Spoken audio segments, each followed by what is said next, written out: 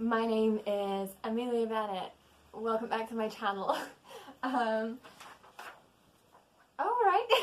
I have notes for this video because I realised that it's a lot easier when you know what you're gonna say. So today we will be talking about The Green Witch by Aaron Murphy Hissock.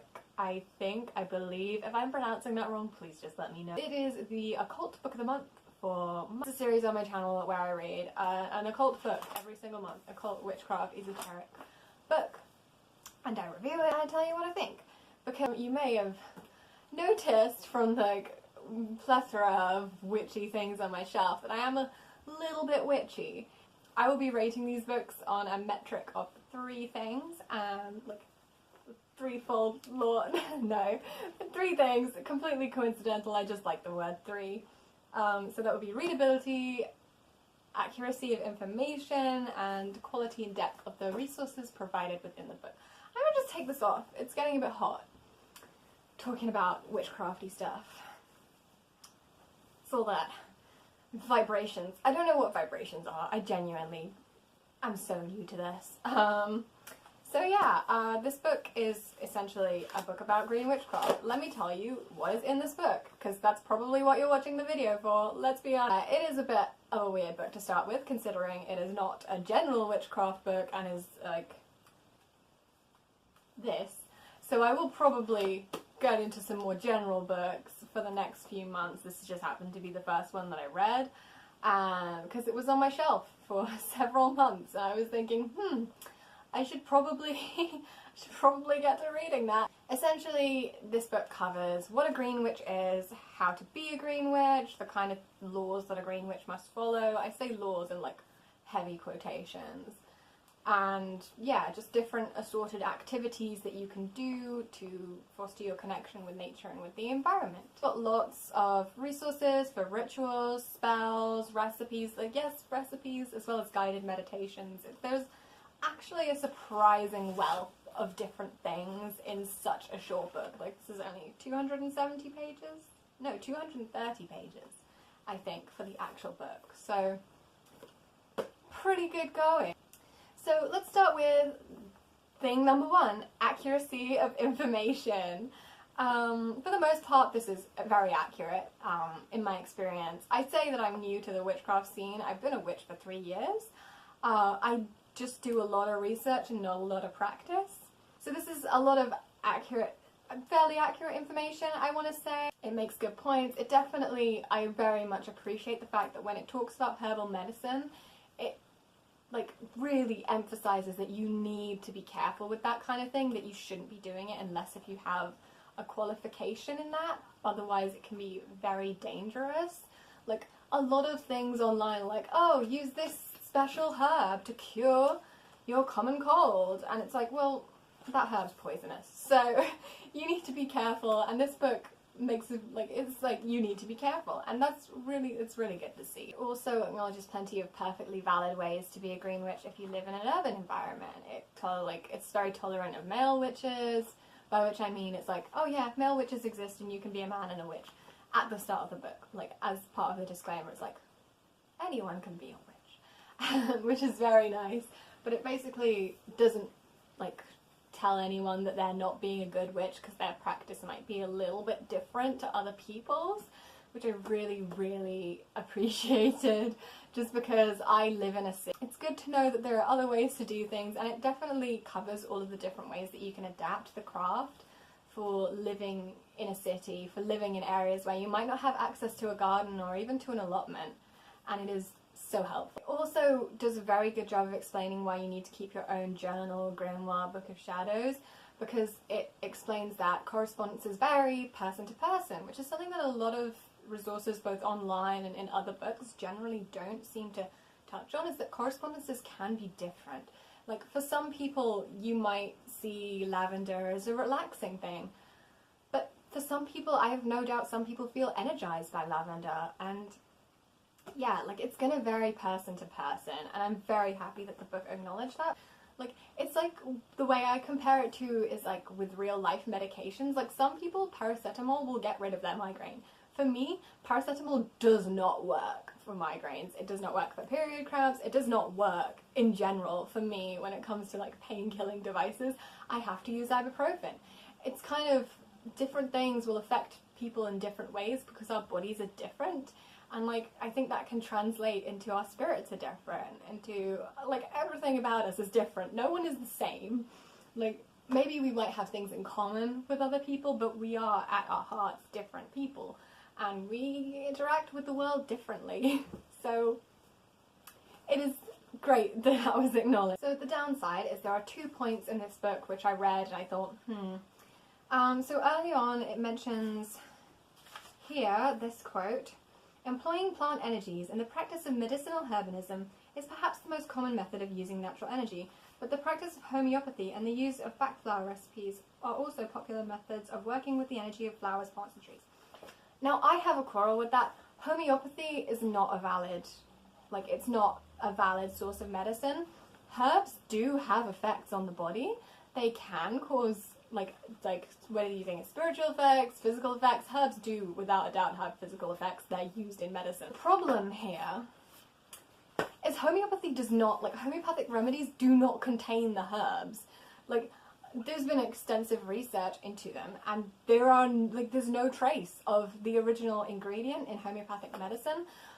It just blatantly doesn't work on either level. Like, there is no difference between homeopathic medicine and the placebo effect, and I just thought, like, it's a little irresponsible to include that alongside valid forms of medicine. So there was a little bit of misinformation there. Another bit of misinformation which kind of rubbed me off the wrong way is that there was an implication that you don't need, if you're a green witch, to cast a circle for protection. I'm going to find that, right. In occult traditions, the circle represents protection from negative forces that could interfere in your work. In the green witch's practice, however, we do not require protection, for everything is part of nature.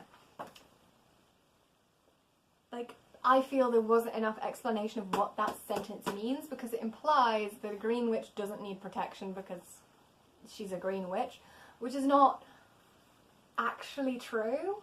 A green witch doesn't need protection because they're working with nature, and nature isn't dangerous for the most part.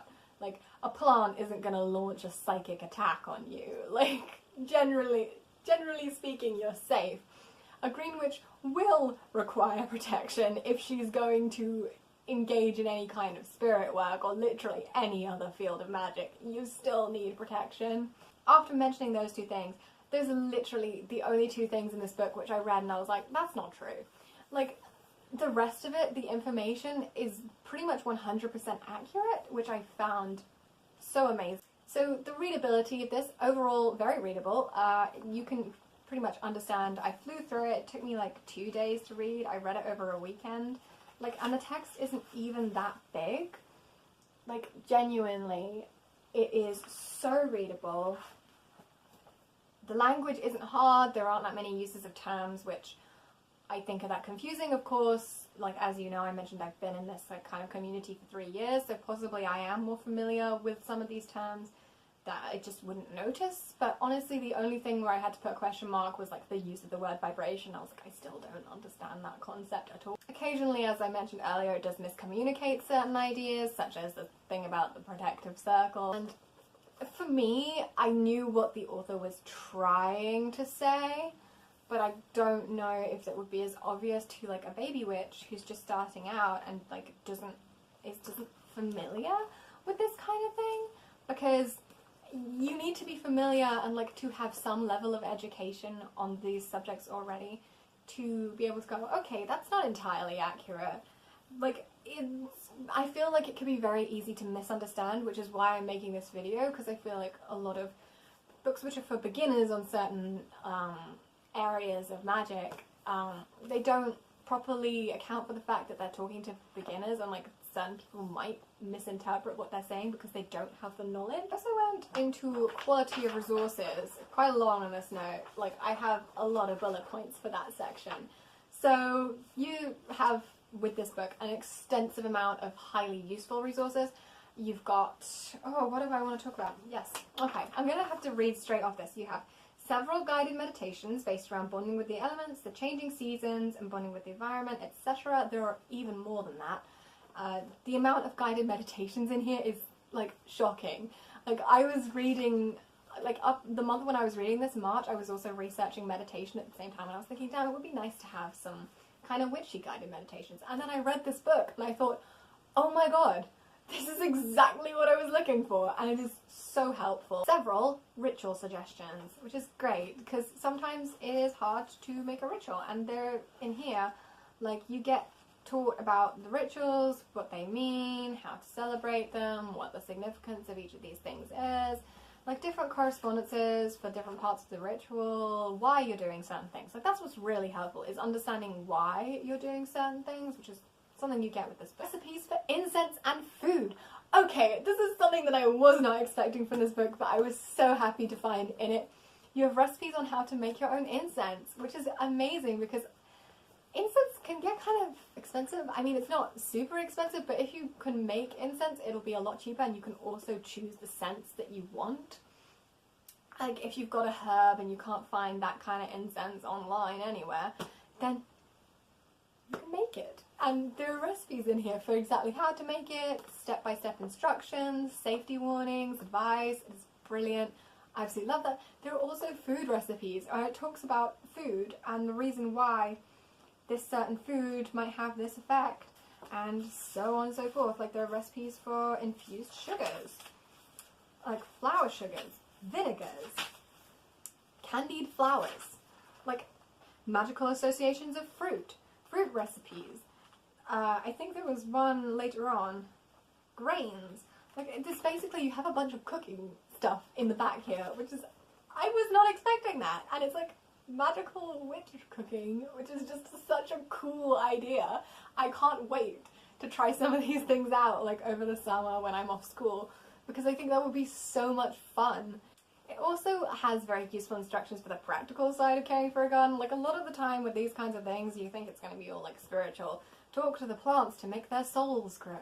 But it also talks about, like, how often you should water your garden, and whether you should use fertilizer or not, and how to make compost. Like, there are very practical things in here, like how to make a plant tea, I think, which is like a tea that you give to plants to help them grow, so how to make plant food, basically. Like, all sorts of practical advice on caring for a garden, and it's just, like, a bunch of stuff I didn't know, and, like, I have a garden.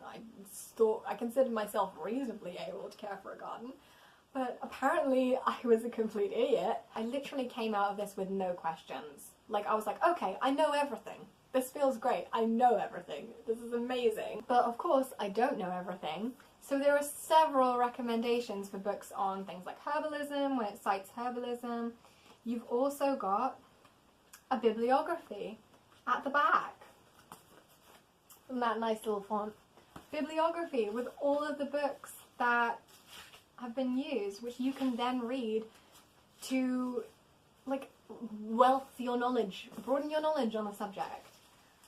You've got stuff like, you've got the spiritual books, but you've also got herbal home remedies, natural health, beauty, and home care secrets.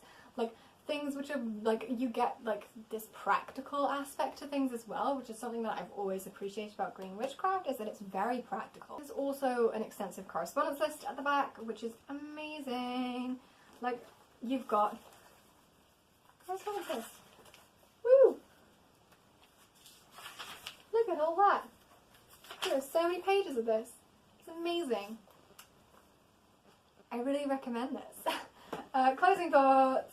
Closing Thoughts is a really good book and resource. As I said earlier, no questions upon reading this. I was like, okay, I feel pretty good. I feel pretty much like I've been taken on a whistle-stop tour of Green Witchcraft, and I know most of the basics. And yeah, like, all of the basics, I think, actually. I know all of the basics. I've got a foundation, got a way to dedicate myself, got a list of things I can do to further my practice. Like, what more can you want? This is a pretty comprehensive guide to being a green witch, and it's, like, it's amazing that it's managed just to keep itself to, like, being this long, because a lot of the time you get all this wishy-washy bullshit and you don't get to the the meat of it. And this is literally all meat. There's no fat on this.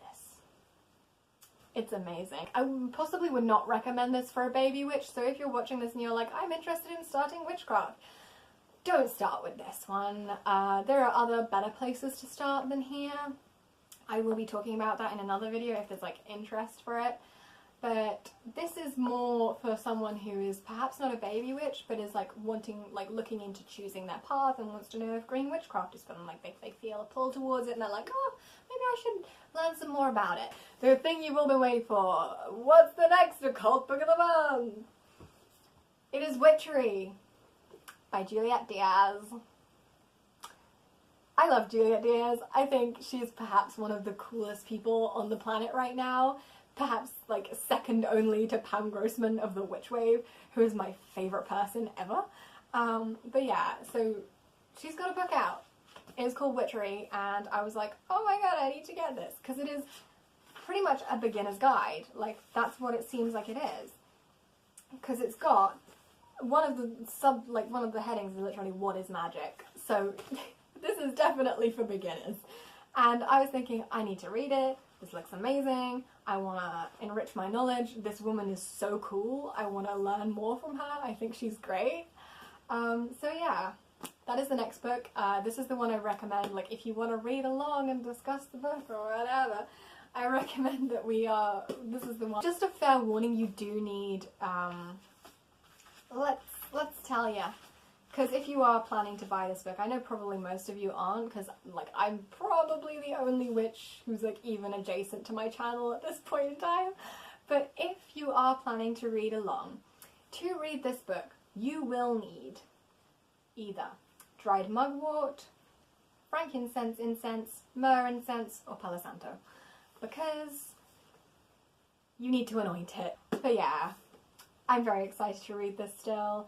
I hope some of you are interested in it. Also, I know this is kind of a bit weird of a series for a booktuber, but I was like, oh, I'm a witch.